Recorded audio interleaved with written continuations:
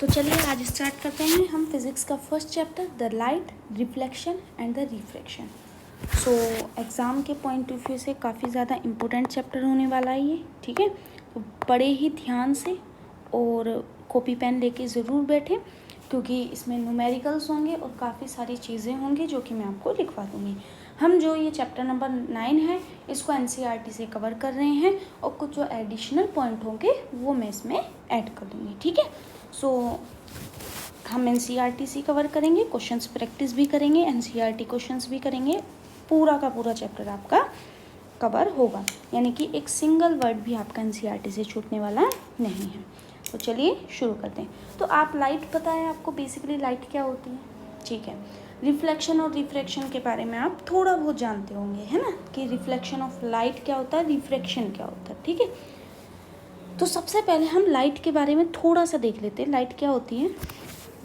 Variety of object in the world around us, we have enable to see anything in the dark room और light up to the room thing become visible. तो simple सी बात है, during the day the sunlight help us to see object as an object reflect light that fall on this and the reflected light we receive on our light.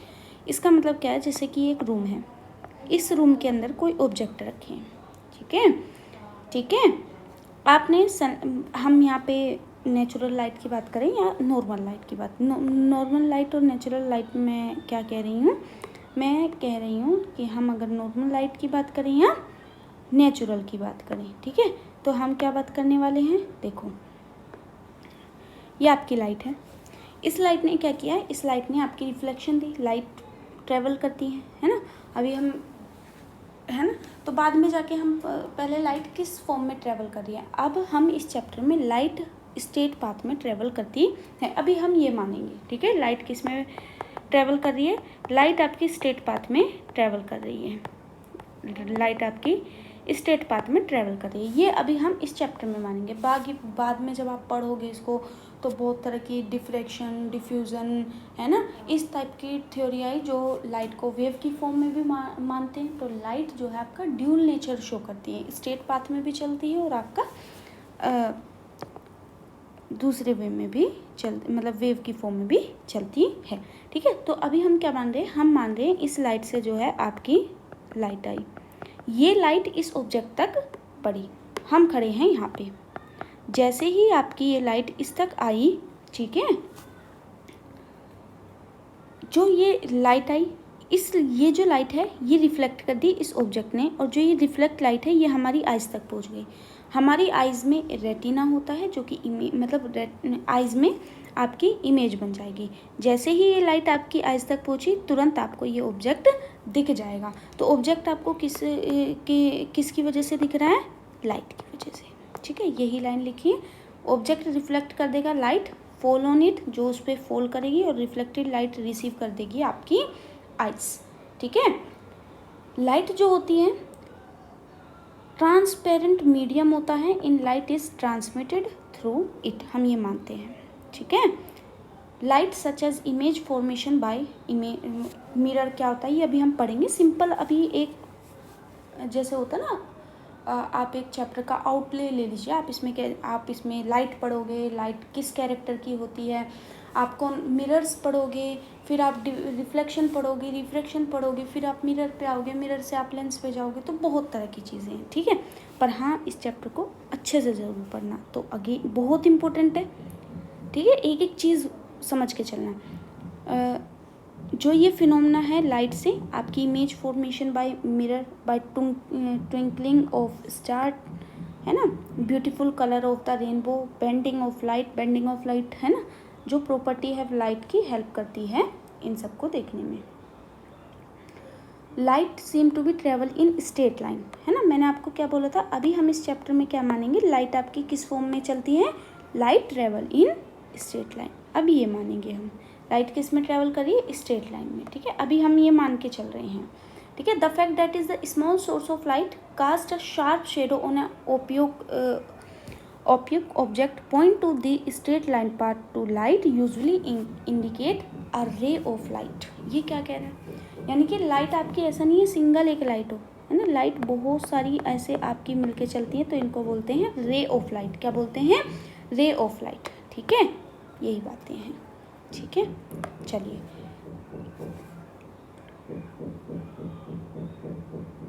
ठीक है, अब मैंने आपसे बताया था कि बहुत सारे फिनोमेना हैं, कुछ बोलते हैं लाइट आपकी स्ट्रेट पाथ में चल रही है ना, लेकिन फिर हमने क्या देखा, हमने देखा कि जैसे मान लीजिए ये आपका यहाँ पे आपका बल्ब है ना, यहाँ पे आपका ये बल्ब है, ये बल्ब आपका ग्लो कर रहा है ना, ये बल्ब आपका इस टाइप से ग्लो कर रहा है।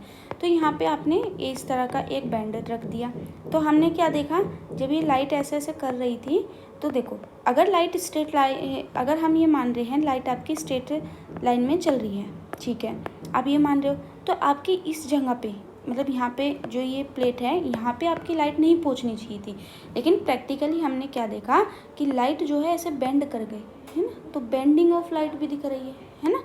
तो फिर आप देखो, फिर हमने पढ़ा कि नहीं लाइट स्ट्रेट लाइन में नहीं चलती है, वो बेंडिंग भी होती है, ठीक है। तो बहुत सारे एजम्पशंस हैं जो कि हम मानते हैं ना। अभी फ़िलहाल इस चैप्टर में हम लाइट को स्ट्रेट लाइन में ही मानेंगे। Path of light become very small, light have tendency to bend around it, not walk in the straight line. अब ये बोल रहे थे स्ट्रेट लाइन में चल रही है, लेकिन स्ट्रेट लाइन में नहीं। और जो ये इफ़ेक्ट होता है, इस इफ़ेक्ट को बोलते हैं डिफ्रैक्शन ऑफ लाइट। क्या बोलते हैं? Diffraction of light. क्या बोलते हैं? डिफ्रैक्शन ऑफ लाइट, ठीक है।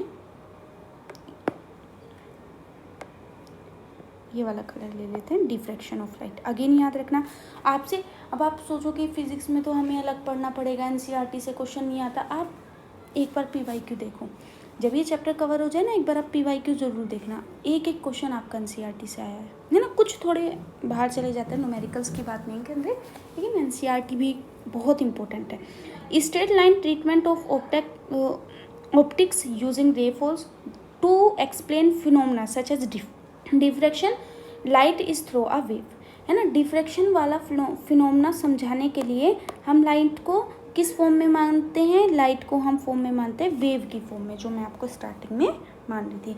हायर क्लास यानी कि आप 12th क्लास में इसको पढ़ोगे कि वेव की फॉर्म में कैसे आपकी लाइट चलती है। Again it is the beginning of the 20th century, it become know that the wave theory of light become in depth for treatment of the interaction of light with matter and the light often behave something stream of particles।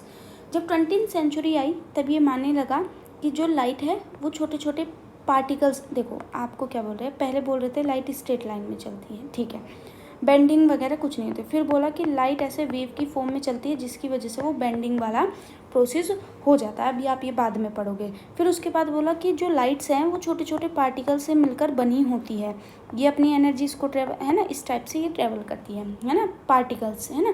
तो इस ये light का particle nature show करती है ना। फिर बाद में का तो बहुत सारी थ्योरीज आई, कुछ स्ट्रेट लाइन, वेव नेचर, है ना, बहुत सारी चीज़ें हैं, ठीक है। This confusion about the true nature of light continue from some year till the modern quantum theory. जो अब हम पढ़ते हैं modern quantum theory of light, उसमें हम क्या बोलते हैं कि लाइट ना तो वेव है ना पार्टिकल है, लाइट जो है आपका न्यू थ्योरी आई जिसको आप पार्टिकल प्रॉपर्टी ऑफ लाइट बोलते हो, द वेव नेचर, है ना। पार्टिकल ड्यूल नेचर होता है लाइट का, पार्टिकल की फॉर्म में भी और आपका वेव की फॉर्म में भी, ठीक है। In this chapter we have the phenomena of reflection, reflection of light, straight line, ठीक है। मैंने क्या बोला था आपको कि इस चैप्टर में हम क्या पढ़ेंगे, मतलब आपकी क्लास में हम लाइट को कैसे मानोगे, आप इसमें मानना कि लाइट आपकी स्ट्रेट लाइन में चलती है। This basic concept will help us to study of the some optical phenomena in the nature, ठीक है।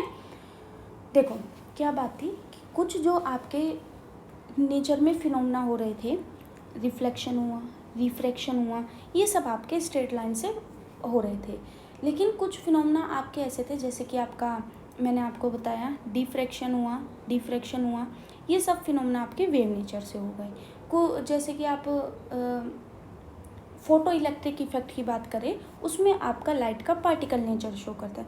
तो डिफरेंट फिनोमेना के लिए हमने लाइट को डिफरेंट माना है। लेकिन क्लास 10th की जो एनसीईआरटी है, इसमें अब से ये सब चीज़ें आप याद रखना, हाँ इम्पोर्टेंट तो है, लेकिन अब से ये याद रखना कि लाइट स्ट्रेट लाइन में चलती है इस चैप्टर के लिए, वरना कन्फ्यूज़न होगी, फिर आप सोचोगे वेव नेचर में है कि पार्टिकल नेचर में हम बात कर रहे हैं। इस चैप्टर अभी आप क्लास 10th में ये याद रखना, लाइट आपके स्ट्रेट लाइन में चलती है।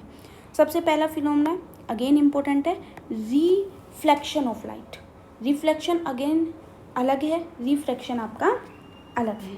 रिफ्लेक्शन अलग है, रिफ्रैक्शन अलग है। रिफ्लेक्शन ये रहा आपका, रिफ्रैक्शन नहीं दिया है शायद, बाद में दिया होगा शायद, है ना, तो एक बार पढ़ लेते, चलो जो भी दिया है एक बार पढ़। देखो, reflection of light, I highly polished surface such as mirror भी हो सकता है, reflected most of the light falling it.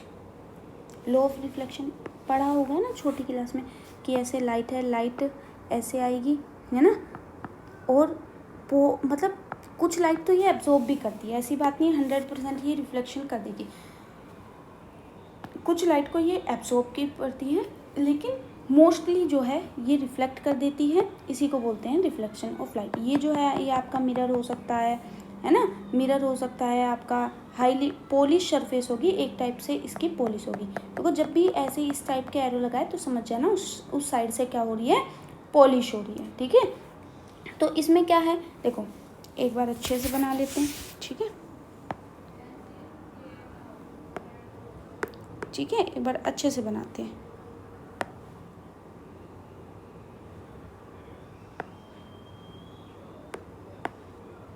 ओहो,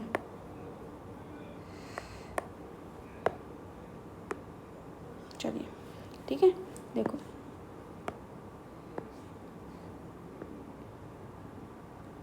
इंसिडेंस रे,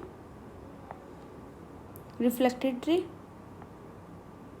ये आपका नॉर्मल हो गया, ये आपकी पॉलिश्ड सरफेस होगी। दो लो हैं, अच्छे से ध्यान देना। देखो फर्स्ट लो क्या कहता है, सबसे पहले फर्स्ट लो क्या कहता है, एंगल ऑफ इंसिडेंस, ये है आपका एंगल ऑफ इंसिडेंस, मैं बता देती हूँ।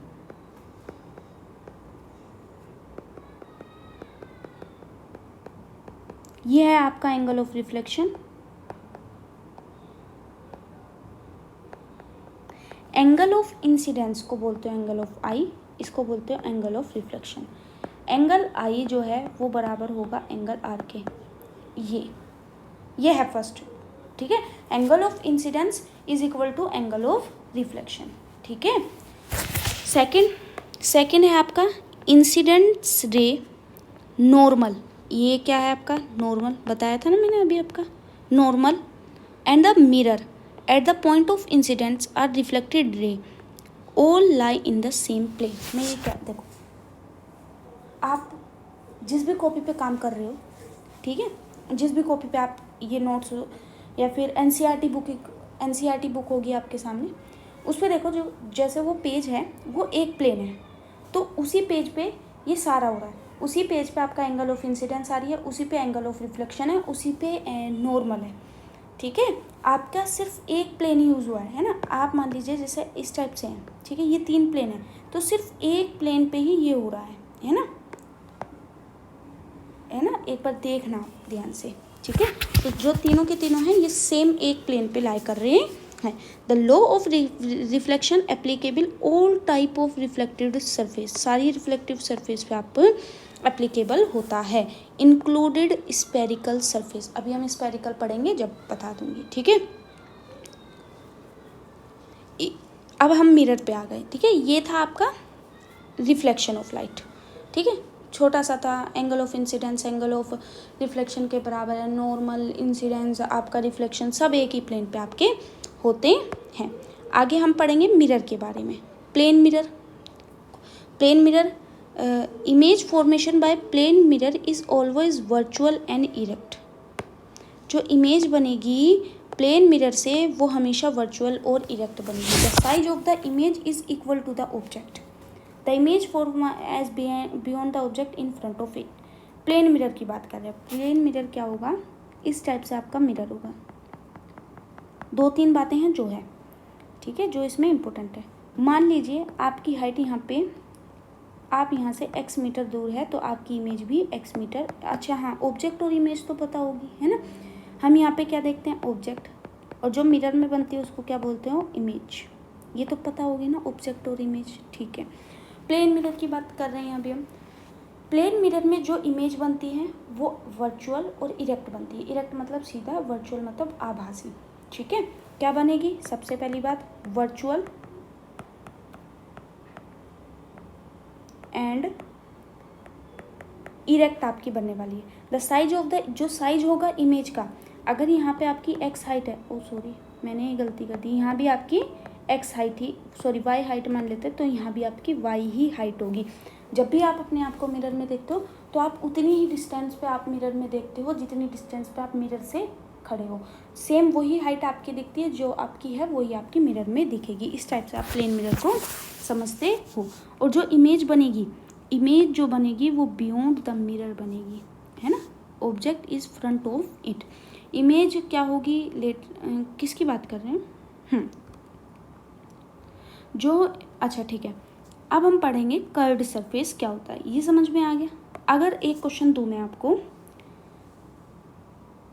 ठीक है, एक क्वेश्चन मैं आपको यहाँ पे बता रही हूँ, एक क्वेश्चन दूं कि प्लेन मिरर है, ठीक है, आपका प्लेन मिरर है, और मान लीजिए ये है, ये ऑब्जेक्ट की दूरी आपकी 5 सेंटीमीटर है, तो वो सॉरी ऑब्जेक्ट की जो डिस्टेंस है वो 5 सेंटीमीटर है, तो इमेज की डिस्टेंस कितनी होगी बता सकते हो।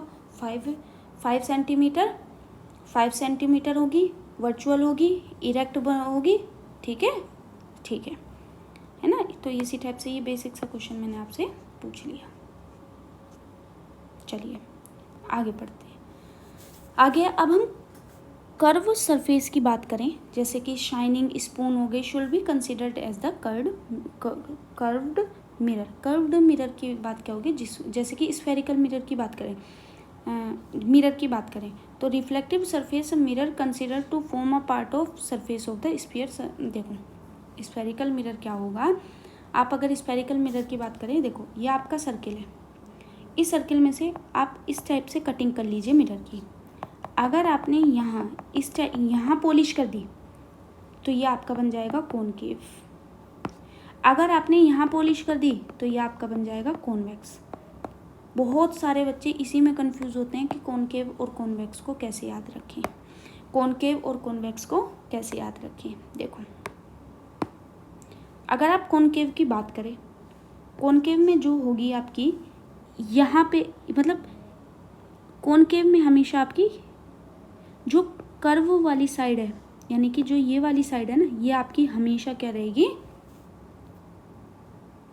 पॉलिश रहेगी, ठीक है।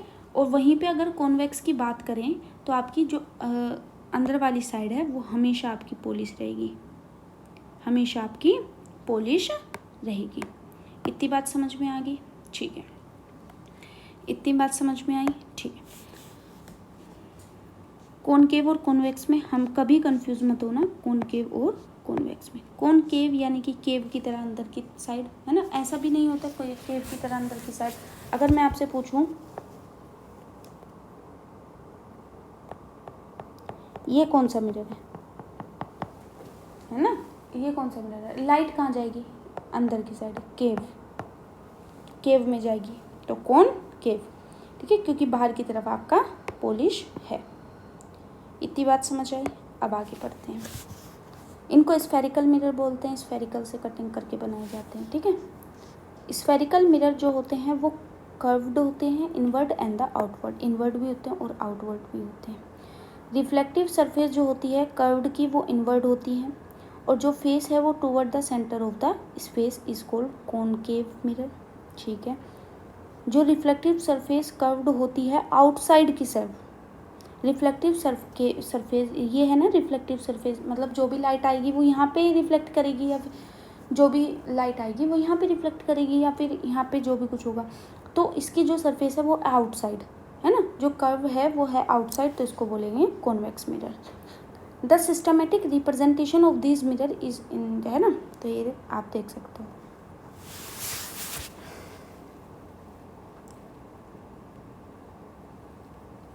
चलो अब इन्हीं में हम इमेज बनाना भी सीखेंगे, इन्हीं में हम सीखेंगे।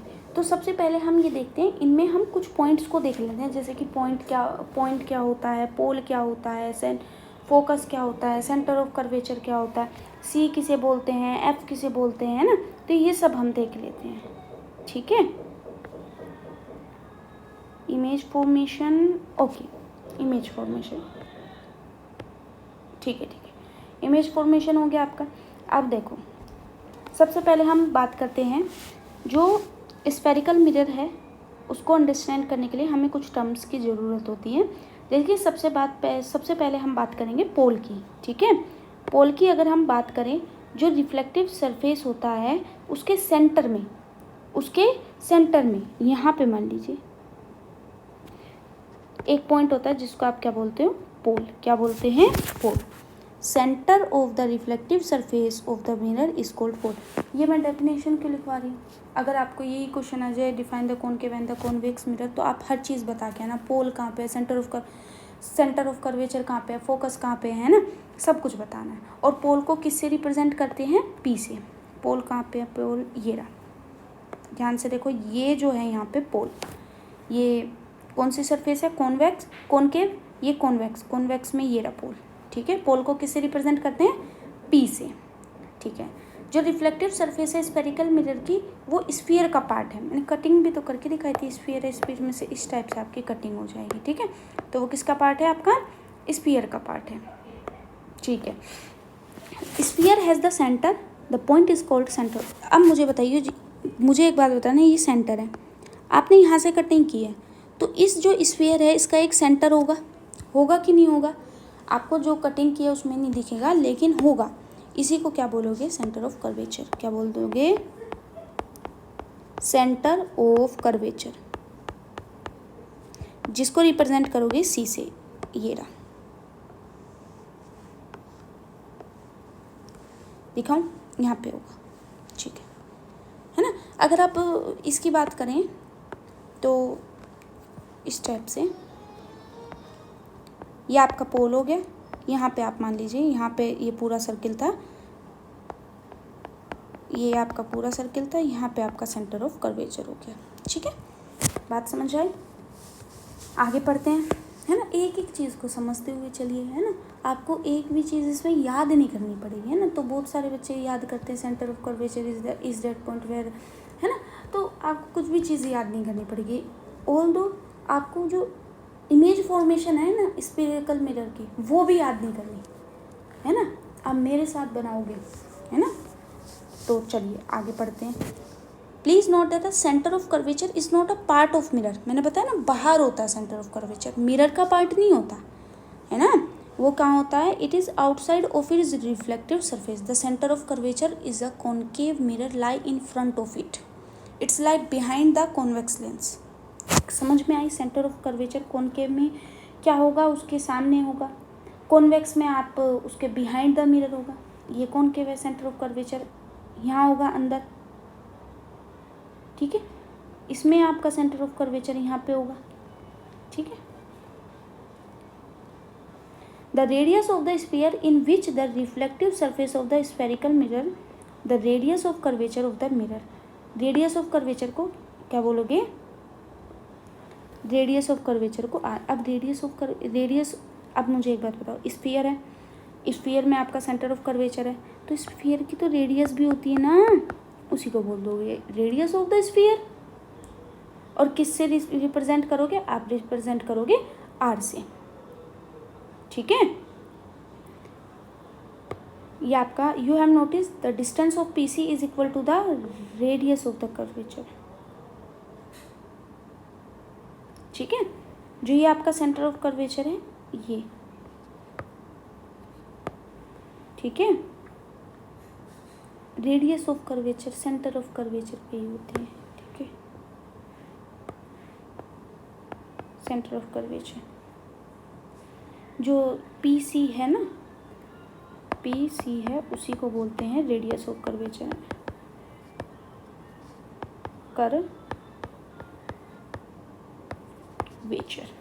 ठीक है। और रेडियस ऑफ कर्वेचर का हाफ क्या हो जाए, अच्छा ठीक है, जिस पे ये सेंटर ऑफ कर्वेचर की बात कर रहे हो, पोल की बात कर रहे हो, ये सब कहाँ पे होता है, एक एक्सिस पे होता है, जिस एक्सिस को क्या बोलोगे, प्रिंसिपल एक्सिस।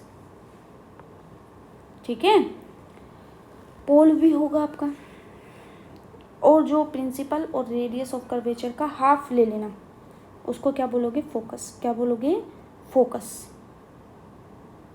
ठीक है, ये कहीं पे लिखा होगा फोकस के बारे में, एफ नहीं, यहाँ पे नहीं, पर देख लो आप। ठीक है,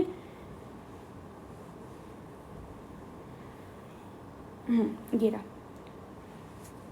the paper first begin to burn, मतलब एक एक्टिविटी दी है जिसमें आप एक मिरर लोगे, मिरर से मतलब कॉनकेव मिरर लोगे, कॉनकेव मिरर अपने हैंड में लोगे और उसको ना मतलब सनलाइट की तरफ करोगे तो लाइट को रिफ्लेक्टेड करेगा। अगर वो रिफ्लेक्टेड लाइट आपकी शीट ऑफ पेपर पे आ गई, क्लोज आ गई, तो वो उसको बर्न कर देगा, है ना, मतलब कैच फायर हो जाएगी। ठीक है, the sun is converged at a point in a spot of the mirror, in fact a spot of light in the image of the sun of the sheet of paper, this is called focus of the focus। देखो आपकी कहीं से light आ रही है तो वो कहाँ से, अभी रुको 1 मिनट, इसको 1 मिनट रुकना, इस वाले पॉइंट को मैं अभी समझाती हूँ।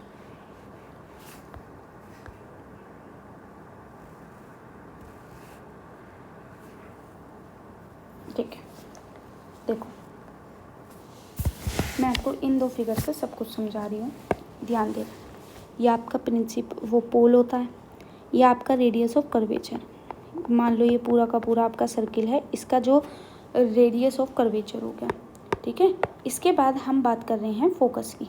किसकी बात कर रहे हैं अब हम, फोकस की। ठीक है, किसकी बात कर रहे हैं अब हम, फोकस की। फोकस क्या होता है, देखो ये होता है आपका फोकस। ठीक है, रेडियस ऑफ कर्वेचर मतलब ये होता है फोकस। फोकस का अब आपको कैसे पता चलेगा किसी लेंस का फोकस कहाँ है, ये आपको पता चलेगा जो, देखो अगर इन्फिनाइट से कोई लाइट आ रही है, लाइट की रेज आ रही है, जो भी हो, कॉनकेव हो, कॉन्वेक्स मिरर हो, वो किस पे मीट करती हैं, फोकस पे। किस पे मीट करती हैं, फोकस पे। किस पे मीट करती हैं, फोकस पे। ये वाला पॉइंट आपका इंपॉर्टेंट होगा फॉर्मेशन ऑफ मिरर इमेज में भी। ठीक है, देखो ये लाइट आई, यहाँ से आपने यहाँ पे लाइट भेजी, तो वो रिफ्लेक्टेड होके किस पे मिलेगी, जहाँ भी मिलेगी, रिफ्लेक्टेड होके जहाँ भी मिलेगी उसी को क्या बोल दोगे, फोकस। अगर ये लाइट है, ये ऐसे गई ऐसे गई, ये रिफ्लेक्ट, ये वापस ऐसे, अभी बताऊंगी मैं ये सब कैसे हो रहा है, जहाँ भी मिलेगी उसको क्या बोल दोगे, फोकस। क्या बोल दोगे, फोकस। फोकस इम्पोर्टेंट होता है आपका मिरर में। ठीक है,